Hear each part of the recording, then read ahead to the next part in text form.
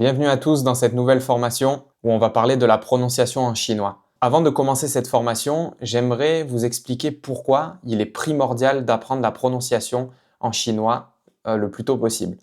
Et en particulier, pourquoi il faut mettre l'accent dessus. Alors pour cela, on va avoir plusieurs raisons. La première raison, c'est qu'une langue, c'est fait pour être parlée. Donc avoir une prononciation, c'est primordial pour se faire comprendre. Ensuite, la deuxième raison, c'est que les sons en chinois, ils peuvent paraître très similaires, surtout quand on n'a pas l'habitude d'entendre ce genre de sonorité. Et donc, il est très facile de se tromper quand on entend des sons similaires qui pourtant veulent dire deux choses complètement différentes. La troisième raison, c'est que le chinois, c'est une langue tonale, c'est-à-dire que pour chaque son, on peut avoir jusqu'à 5 tons différents. Et donc, quand un même son est dit avec un ton différent, ça ne veut pas dire la même chose. Ça pose beaucoup de problèmes pour les étrangers qui apprennent le chinois, surtout pour les Français, parce que le français n'est absolument pas une langue tonale. Au contraire, c'est très monotone quand on parle. Au début, on peut se dire qu'on va faire l'impasse sur les tons, que c'est pas très important et qu'au final, on se fera quand même comprendre, parce qu'après tout, ça doit pas être si différent que ça.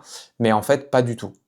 Bien souvent, les Chinois natifs ne vont pas comprendre si vous parlez sans utiliser les tons correctement. En fait, il faut vraiment que vous vous mettiez en tête dès le début que les tons, ça fait partie intégrante de la langue chinoise. C'est comme si je disais, en français, il y a des lettres muettes, mais bon, moi, je vais toutes les prononcer et ça passera. Bah, en fait, pas du tout. Et on voit que ça marche pas. Une autre raison capitale de mettre l'accent sur la prononciation du mandarin, c'est que le mandarin en Chine, c'est la langue officielle. Donc, c'est-à-dire que c'est la langue que vous allez entendre à la télé, dans les médias, etc. Par contre, en Chine, il existe énormément de dialectes et bien souvent, ces dialectes sont très différents du mandarin. Mais la très grande majorité des Chinois comprennent le mandarin puisque c'est la langue officielle.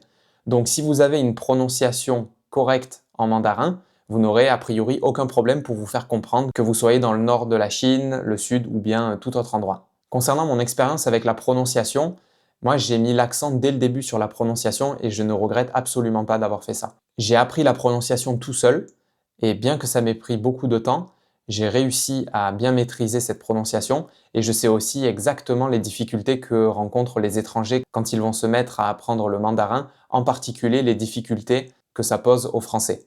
Donc dans cette formation, je suis en mesure de vous donner les clés pour maîtriser la prononciation en chinois et vous donner des bases solides pour que vous puissiez parler un mandarin correct. En général, on dit que la meilleure façon d'apprendre une langue, que ce soit le mandarin, l'anglais ou autre, c'est d'être en immersion le plus possible, voire en immersion totale, donc de voyager dans le pays où on parle la langue.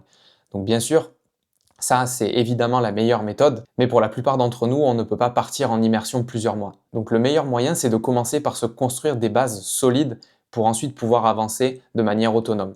Pour moi, la première des bases qu'il faut avoir, c'est la prononciation. J'aimerais aussi rajouter quelque chose sur la prononciation. Bien souvent, on croit que la prononciation, c'est seulement utile pour parler. Alors oui, bien entendu, mais c'est aussi très utile pour comprendre ce qu'on vous dit, surtout comme je l'ai mentionné au début, quand les Chinois parlent, il y a beaucoup de sonorités qui se ressemblent quand on n'a pas l'habitude. Donc si on comprend comment le système de prononciation fonctionne, alors on n'aura aucun problème pour comprendre les natifs. Aussi, quand on veut apprendre du nouveau vocabulaire, c'est bien plus facile quand on connaît le système de prononciation. On va pouvoir apprendre du vocabulaire beaucoup plus vite, l'écrire et le retenir beaucoup plus vite. Alors bien sûr, la chose la plus importante, c'est que bien que dans cette formation, je vais vous donner toutes les bases pour que vous puissiez apprendre correctement la prononciation en mandarin, si vous ne pratiquez pas de manière active, ça ne va jamais marcher. Ce qu'il faut comprendre, c'est que quand on apprend une langue, ce qui est important, c'est la répétition régulière. C'est-à-dire qu'il vaut mieux faire un peu tous les jours plutôt que beaucoup une fois par semaine. Donc typiquement, si vous commencez à apprendre, moi je vous conseille au moins d'allouer 15 minutes par jour dans votre apprentissage du mandarin et à la prononciation. Au début, on peut avoir l'impression de ne pas progresser, mais croyez-moi, sur le long terme, ça paye énormément.